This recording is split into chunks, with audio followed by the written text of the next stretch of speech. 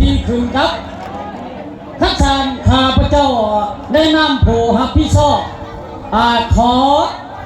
แจ้งชื่อประวัติเมืองในโอกาสเพิ่นลงมาโฆษณาหาเสียงเนาะเป็นสมาชิกสภาแห่งขันแขวงเนาะสขท่านสัญโยได้หันลากะคือว่านัมเบอร์1เนาะอันนี้จะให้บรรดาทานบรรดาสหายพ่อแม่ประชาชนญาติพี่น้องของพวกเฮาที่ขึ้นกับความรับผิดชอบอยู่คุ้มโคกองเนาะแล้วนัมเบอร์1กับแมนทานคำโพไส้ยะเสนาเถือว่าเลขาพรรคเมืองของพวกเฮาอ่านกาให้เกียรติเสนอตัวเบิ่งเอาเด้ออันนั้นแม่ระเบิด1เด้อระเบิด1ขอแสดงความสงสัยและนัมเบอร์2ขึ้นนัมเบอร์2เชิญออกมาปรากฏตัวกลางเดินเลยเด้อสีจันทร์ระวงเลย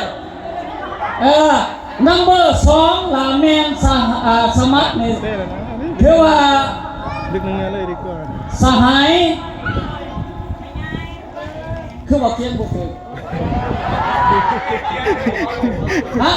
พงสวรรค์เด้อสหายพงสวรรค์มาจากแขวงนัมเบอร์2นัมเบอร์2เด้อจือเอาเด้อญาติพี่น้องเขาจือเอาเด้อนัมเบอร์2เด้อมีแต่คนรอๆงามๆในสมัครส่วนนี้เด้อสภาเด้อนัมเบอร์3เนาะนัมเบอร์3นี่แม่นกะถือว่าสหายนั่งทางคำสิงแก้วสอนจันมาเด้อทางคำสิงสอนจันมาฮันเด้นัมเบอร์3เด้อจือเอาอย่าลืมไหนอย่าลืมขีดเอาเด้อจะได้ว่าขีดเอาพระแห้งยังบ่ได้อยู่อย่าลืมขีดเอาแล้วนัมเบอร์4เมนทานพรชัยอินทวงศ์เด้อนัมเบอร์4ย่อทอขอเมืองสนามไส้ของพวกเฮาอย่าลืมขีดเอาเด้อนัมเบอร์ที่5พันเกตมานี่ไส้ยักษ์เสนนัมเบอร์ที่5มาจากสภาแผงเด้อนัมเบอร์ที่5นัมเบอร์ที่6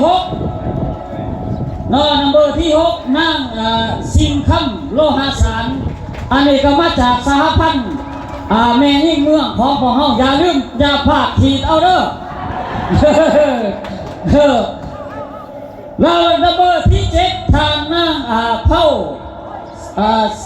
ลีตาเนาะมาละวงอันนี้มาจากแผนกตรวจการแขวงเนาะอยู่ตรวจการประหลัดแขวงทักษะเชิญทำ7ทางขึ้นสู่พิธีเนาะเชิ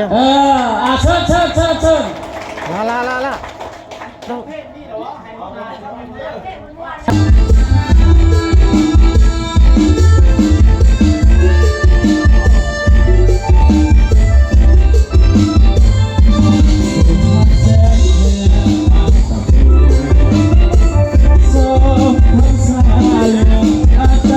มดินแดน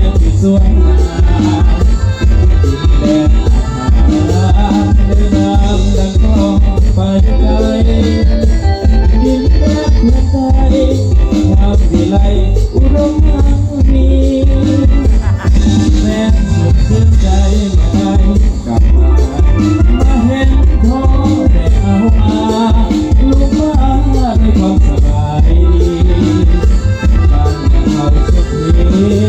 ได้มีชีวิตใหม่สดใสถ้าผู้มันใหม่งามวิไลมุ่งเพื่อนเดินหน้า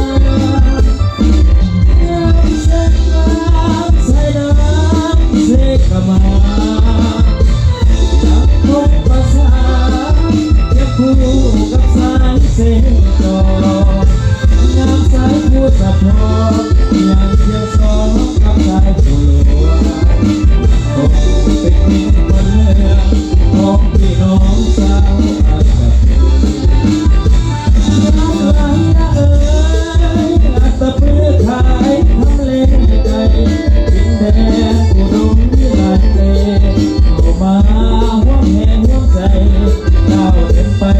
ใจ